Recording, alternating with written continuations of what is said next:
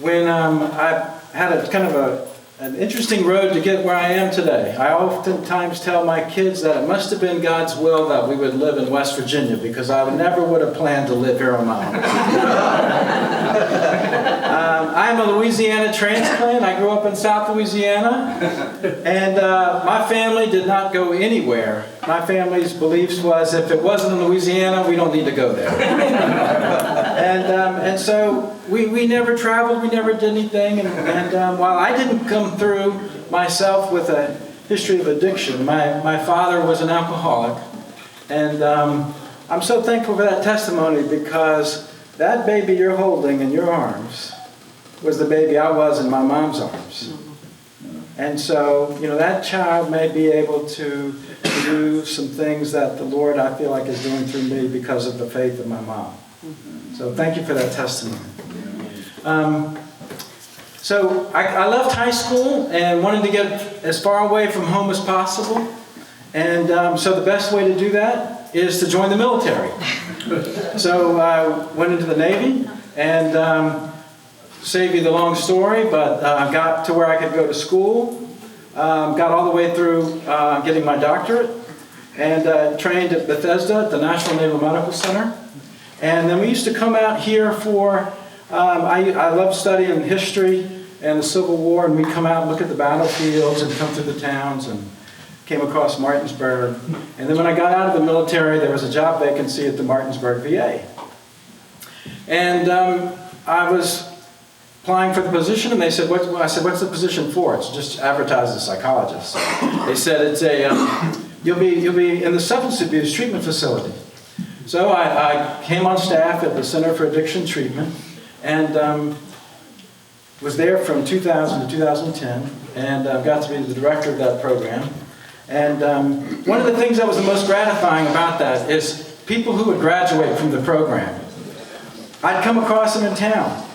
In fact, there wasn't too many places that I could go that my family would see them. That's right. And people would come up, and they would see my wife and my kids, and they'd come shake my hand or give me a hug, and they would say to my kids, they'd say, "This man helped save my life." And my kids would say, "Dad, what'd you do?" I said, all I did was one thing, and that was I believed. I believed in the Lord's, and I believed in them. And somehow that they could do that. They could recover. And when I left the VA, I opened up a practice called Mountaineer Behavioral Health. We are not called Mountaineers because of our state's mascot. Jesus talks about in Matthew chapter 17 that the disciples were unable to cast the demon out. And Jesus had to come along and do it. And the disciples come to him and say, "Master, why could we not cast the demon out?" And Jesus rebukes them and says, if you had faith as a grain of mustard seed, you could tell this mountain to move, and it would move. And appreciating the power of addiction over people's life and the amount of faith it takes to live in recovery. People who live in recovery, I consider mountaineers, because they have the faith to move the mountain of addiction in their life. So we started Mountaineer Behavioral Health, and obviously the demand has been very, very high, and the resources are very few. And as we've just been working our tail off trying to be a resource to the community, one of the things that God has blessed us with is we were the recipient of a $3 million grant to build a residential substance abuse treatment facility in the Eastern Panhandle. So if you want a break, if you'd like, you're welcome to look at the schematic of what's going to be the building that we hope to open next July. And the blueprints are there if you'd like to look at them. And I want to just quickly tell you about the 5 C's of our treatment philosophy that we'll be trying to incorporate in our program, in the building, in our staff, and in the people that complete the program. One is that we will be focusing on what's called a continuum of care. Now, I don't really like studies that measure the success of a program based upon how many people stay clean and sober for X amount of time. Because my experience has been is that recovery is not an event. It's a process. And some people may relapse 4 or 5 times, but they are growing in their recovery each time. Each time that they learn from their relapse. And I've had people who would stay clean for 6 months and then they relapse, but that relapse after 6 months wasn't the same as the relapse before. And so I don't qualify them as a failure because they relapsed.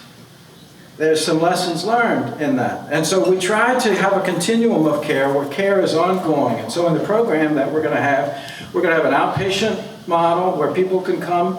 If they need a higher level of care, they can move right over to the residential side. When they finish the residential treatment and they're ready to step back down into outpatient care, they can slide to outpatient care. And so there'll be a continuum, like a sliding scale, and people can continue to receive services according to the level of treatment that they need. On the backside of the residential program, we also plan to have some recovery houses in the community where people can live. That will be sober houses where people can live and be plugged in gender-specific homes, and they can be able to continue their treatment and building their recovery. So that's the first C, is continuum of care. The second C is having the program and the facility be confidence building. Now, one of the things that I got after seeing substance abuse services in the Navy and then in the VA is substance abuse treatment tends to be the stepchild of medicine. Mm-hmm. If you go to the VA today, you'll see that nice big 8-story building, and where's the substance abuse treatment?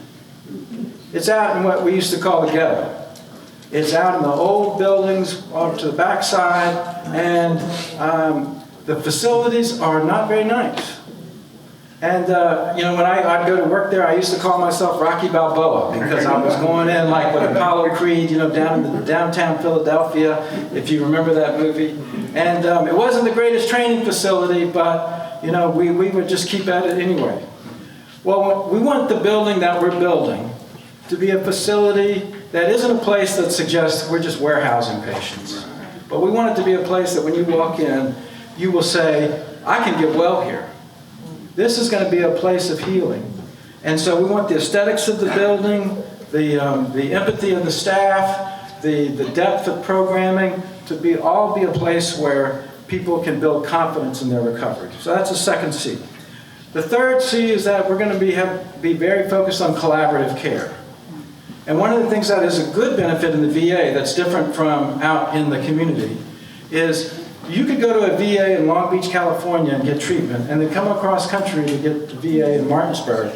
And we can see your records, we can watch all the treatment you've gotten as you've come across country. Now, if you're out in the community and you're in Medicaid, and you go to a hospital in Petersburg, and then you come to Berkeley Medical, or you go to another outpatient doctor's office, you got to tell your story over and over and over again. And there's a lot of redundancy of cost and time spent in care. And so we are taking some steps and partnering with a lot of other large medical providers like Berkeley Medical, like Jefferson Medical Center. And between the sharing of staff and the medical records management, we're going to make sure that care is very collaborative so that there's less redundancy of services and patients can get more streamlined and efficient care. The fourth C is client-centered care. And what we mean by that is that everybody who comes in for recovery doesn't all have the same needs. Some people may be functional addicts and they have a job and they somehow are able to keep going to work. And other people may be homeless and have nothing. And so we don't want to give just a one-size-fits-all approach of treatment. So in that first week of admission, we will be doing some in-depth assessments, looking at vocational assessments, looking at their housing resources, financial assessment, making sure that they're registered for Medicaid. Many people, even though they're eligible for health insurance benefits, are not registered. And so we want to make sure that we give client-centered care in which we kind of tailor a specific treatment package to the needs of each individual person. So we're looking to partner with many agencies like Department of Vocational Rehab Services. So they can come in and see if people will qualify for certain voc rehab services.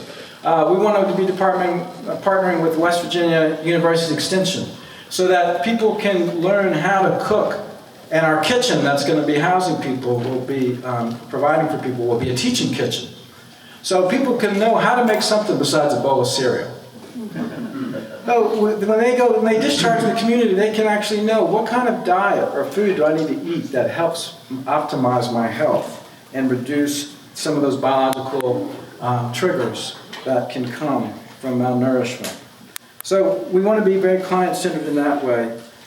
We want to be very community connected. And that's the next C, is community connected. I was thankful Andrew invited